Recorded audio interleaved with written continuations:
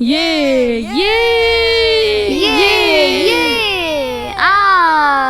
ইয়ে।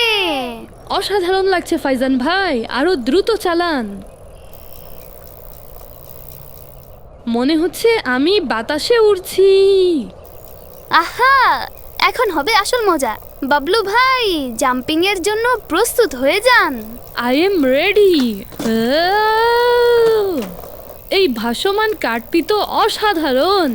ইয়ে ইয়ে ও ও বাঁচাও বাঁচাও আমাকে। ও ইয়ে।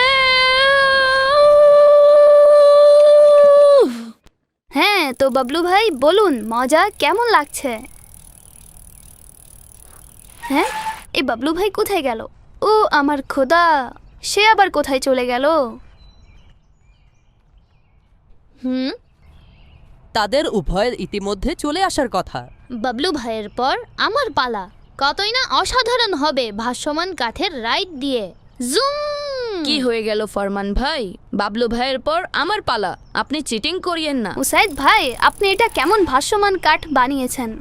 মেজারমেন্ট এবং ক্যালকুলেশনের হিসেব অনুযায়ী কাঠ তো 100% ব্যালেন্স ছিল। ফাইজান ভাই, নিশ্চয়ই রশি হয়তো দুর্বল ছিল। রশি তো অনেকদিন যাবত স্টোরে রাখা ছিল। হ্যাঁ, কোথায় যাচ্ছেন হ্যাঁ? নোমান ভাই? আমি বাসায় যাচ্ছি। আমার না স্কুলের হোমওয়ার্ক করতে হবে। ভাসমান কাঠের রাইডের জন্য তো আপনি সবচেয়ে বেশি এক্সাইটেড ছিলেন। এখন কি পালা করবেন না নাকি? আসসালামু আলাইকুম ওয়া রাহমাতুল্লাহি ওয়া বারাকাতুহু। ওয়ালাইকুম আসসালাম ওয়া রাহমাতুল্লাহি ওয়া বারাকাতুহু। চেহারায় চিন্তার ছাপ আর ফয়জান ভাইয়ের সাইকেলের সাথে বাঁধা রশি, নিশ্চয়ই কোনো সমস্যা হয়েছে, তাই না? গোলাম রাসুল ভাই, আমি 4 চাকা বিশিষ্ট একটি কাঠ বানিয়েছিলাম, যা রশির সাহায্যে ফয়জান ভাইয়ের সাইকেলের পিছনে বেঁধে দিয়েছিলাম। সেটার মধ্যে বাবলু ভাই বসেছিলেন, কিন্তু রাস্তায় রশি ছিঁড়ে গিয়েছে আর বাবলু ভাই অন্য কোনো ডাইরেকশনে চলে গিয়েছেন। ইন্না লিল্লাহি ওয়া ইন্না ইলাইহি রাজিউন। এটা তো খুবই চিন্তার বিষয়। আল্লাহ না করুন যদি বাবলু ভাই কোনো আঘাত পেয়ে থাকেন, তাহলে কতই না মন্দ হবে। উসাইদ ভাই, আমার মতে আপনার এমন কোনো জিনিস বানানো উচিত নয় যার কোনো উপকারী নেই বা সেটার দ্বারা ক্ষতি হওয়ার আশঙ্কা থাকে। বরং আমাদের ইসলাম তো অহেতুক কাজ থেকে বিরত থাকার উৎসাহ প্রদান করে। সর্বশেষ নবী হযরত মুহাম্মদ সাল্লাল্লাহু আলাইহি ওয়াসাল্লামের মহত্বপূর্ণ বাণী হলো, মানুষের ইসলামের কল্যাণসমূহের মধ্যে একটি হলো সে লা ইয়ানি, অর্থাৎ অহেতুক কাজ বর্জন করবে। জি গোলাম রাসুল ভাই, আপনি সঠিক বলছেন। এখন থেকে ইনশাআল্লাহ আমি শুধু ওই জিনিসই তৈরি করব যার দ্বারা কোনো দিনী বা দুনিয়াবি উপকার হবে। চলুন এখন বাবলু ভাইকে খুঁজি। উসাইদ ভাই, ফয়জান ভাই এবং ফরমান ভাই, আপনারা এই দিকে যান, আমি নোমান ভাইয়ের সাথে ওই দিকে যাই। আল্লাহ করুন যেন বাবলু ভাই সুস্থ থাকেন। ইয়াল্লাহ বাঁচান। হ্যাঁ হ্যাঁ, ও নো, এ আমি কোথায় চলে এলাম? এখন আমি এখান থেকে কিভাবে বের হব? Help me, help me. এখানে কি কেউ আছো? গোলাম রাসুল ভাই, কাউকে খুঁজে বের করার জন্য আমাদেরকে কি পাঠ করতে হবে? সূরাতুদ দুহা 7 বার পাঠ করা উচিত। ইনশাআল্লাহ হারিয়ে যাওয়া ব্যক্তি বা বস্তু পেয়ে যাবে। জানি না বাবলু ভাই কোন ডাইরেকশনে গিয়েছেন। আমার মতে আমাদের 3 জনকে আলাদা আলাদা রাস্তায় যাওয়া উচিত। আপনি ঠিক বলছেন, এইভাবে তো অনেক সময় লেগে যাবে। আইডিয়া! কেমন আইডিয়া ফয়জান ভাই? এভাবে খুঁজলে তো বাস্তবে অনেক সময় লেগে যাবে। আমরা সেই কাজটি পুনরায় কেন করে নিচ্ছে না? আমরা ওই রাস্তায় পুনরায় যাব এবং আবারও ভাসমান কাঠের রশি ছিঁড়বে। এভাবে আমরা বাবলু ভাই পর্যন্ত পৌঁছে যাব। অর্থাৎ আমাকে আরো একটি 4 চাকা বিশিষ্ট কাঠ নিয়ে আসতে হবে। কিন্তু আমি এই রিস্ক কখনোই নিব না।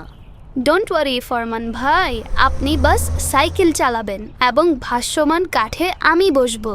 আর উসাইদ ভাই, আপনি শুধুমাত্র চোখ রাখবেন হ্যাঁ, যে কাঠ কোন ডাইরেকশনে যায়। এই দরজাটি কোন দিকে খুলবে?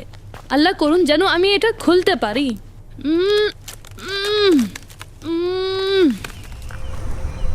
রেডি ফয়জান ভাই? Yes, I am ready.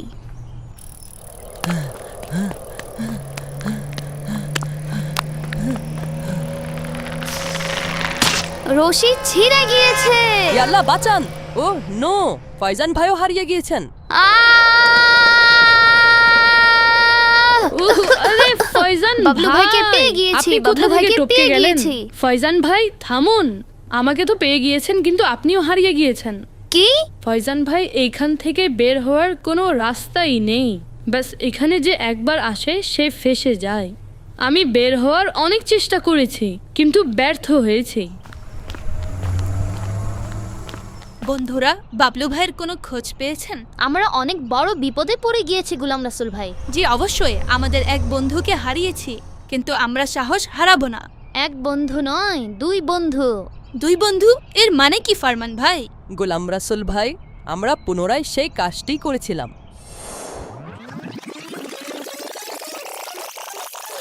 O no, Faizan ভাইও হারিয়ে গিয়েছেন।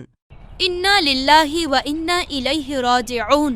আমরা এখন একটি বিপদ থেকে উদ্ধার হতে পারিনি, উল্টো আরেকটি বিপদে পড়ে গিয়েছে। এখন কি হবে জানি না ফয়জান ভাই এবং বাবলু ভাই কি অবস্থায় আছে। এখন এই সমস্যা কিভাবে সমাধান হবে? কিছু করুন উসাইদ ভাই, গুলাম রাসুল ভাই। বন্ধুরা, বিপদ যতই বড় হোক না কেন আমাদেরকে সাহস হারানো উচিত নয়, বরং এর সমাধান বের করা উচিত। আর আমাদের কাছে এই সমস্যার অনেক সুন্দর একটি সমাধান রয়েছে। সেই সমাধানটি কি গোলাম রাসুল ভাই, বলুন। বন্ধুরা, যখনই আমরা কোনো বিপদে পড়ে যাই এবং সেই বিপদ থেকে উদ্ধার হওয়ার কোনো উপায় বুঝে না আসে, তখন আমাদেরকে দোয়া করা উচিত। আল্লাহ পাকের সর্বশেষ নবী সাল্লাল্লাহু আলাইহি ওয়াসাল্লাম ইরশাদ করেছেন, দোয়া মুমিনের অস্ত্র। আসুন আমরা সবাই মিলে আল্লাহর দরবারে দোয়া করি যে আল্লাহ পাক আমাদেরকে কল্যাণের সহিত আমাদের বন্ধুদের সন্ধান দিয়ে দেন। আমিন। এটা কেমন অদ্ভুত একটি জায়গা। আমি এখান থেকে বের হতে চাই বাবলু ভাই। হ্যাঁ, আমি কি এখানে থাকতে এসেছি নাকি? আপনি উল্টো পাল্টা খেলা খেললে তো এমন তো হবেই না। হে আমার আল্লাহ, যদি এখানে রাত হয়ে যায় তো কি হবে বাবলু ভাই? আরে ফাইজান ভাই, আমার একটি কথা মনে পড়েছে। কোন কথা বাবলু ভাই? একবার গোলাম রাসুল ভাই বলেছিলেন যে দোয়া মুমিনের জন্য অস্ত্র। যদি আমরা উপায়হীন হয়ে পড়ি তাহলে আমাদেরকে দোয়ার মাধ্যমে সাহায্য নেওয়া উচিত।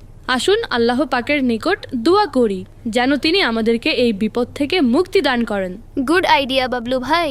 আলহামদুলিল্লাহি রব্বিল আলামিন ওয়াসসালাতু ওয়াসসালামু আলা সাইয়্যিদিল মুরসালিন। হে আমার প্রিয় আল্লাহ পাক, আমরা দুজন এই অন্ধকার জায়গায় ফেসে গিয়েছি, এখান থেকে বের হতে আমাদেরকে সাহায্য করো। সাল্লাল্লাহু আলা রাসূলিহি খায়রি খালকিহি মুহাম্মাদিন ওয়া আলা আলিহি ওয়া আসহাবিহি আজমাইন। আমিন। এই জায়গাকে খালি করতে হবে, অনর্থক জিনিস দিয়ে ভরে গিয়েছে। Help help help me, help me, বাঁচাও বাঁচাও, আমরা এখানে ভিতরে আছি, আমাদেরকে বাইরে বের করুন, আমাদেরকে বাইরে বের করুন, হেল্প মি। শুকর আলহামদুলিল্লাহ। মাশাআল্লাহ, আমাদের দোয়া কবুল হয়েছে আর আমরা এই বিপদ থেকে উদ্ধার হয়েছি। জাযাকাল্লাহ গোলাম রাসুল ভাই, আপনার দোয়ার বিষয়টি তো আমাদের সমস্যা সমাধান করে দিল। শুকরিয়া তো আমাদের আদায় করা উচিত গোলাম রাসুল ভাইয়ের। তার দোয়ার বিষয়টি স্মরণে আসার পর আমরা দোয়া করলাম আর এভাবে আমরা ভয়ানক একটি স্থান থেকে মুক্তি পেলাম। হ্যাঁ, ভয়ানক স্থান। বাবলু ভাই এবং আমি একটি এমন জায়গায় আটকে পড়েছিলাম যা আন্ডার কনস্ট্রাকশন ছিল আর সেখান থেকে বের হওয়ার কোনো রাস্তা ছিল না। তারপর আমরা আল্লাহ পাকের নিকট দোয়া করলাম, তখন দুজন মানুষ আমাদেরকে সেখান থেকে বের করলো। আল্লাহ পাকের শুকরিয়া যে আপনারা উভয় সুস্থভাবে ফিরে এসেছেন। আর আজকের ঘটনা থেকে আপনারা সবাই নিশ্চয়ই একটি শিক্ষা লাভ করেছেন যে উল্টো পাল্টা এবং বিপজ্জনক খেলাধুলা থেকে নিজেকে দূরে রাখা উচিত, তা না হলে বড় কোনো বিপদে পড়ার আশঙ্কা রয়েছে। আর বন্ধুরা, দোয়া করার অভ্যাস গড়ে তুলুন। এই দোয়া বড় বড় কাজ সহজ করে দেয়, বরং অসম্ভব কাজকে সম্ভব করে দেয়। আমাদের প্রিয় আল্লাহ পাক ইরশাদ করেন, উদউনি আস্তাজিব লাকুম, অর্থাৎ আমার নিকট দোয়া করো, আমি তোমাদের দোয়া কবুল করব। দোয়া শুধু আমাদের উদ্দেশ্য পূরণের মাধ্যমই নয়, বরং দোয়া একটি ইবাদতও বটে।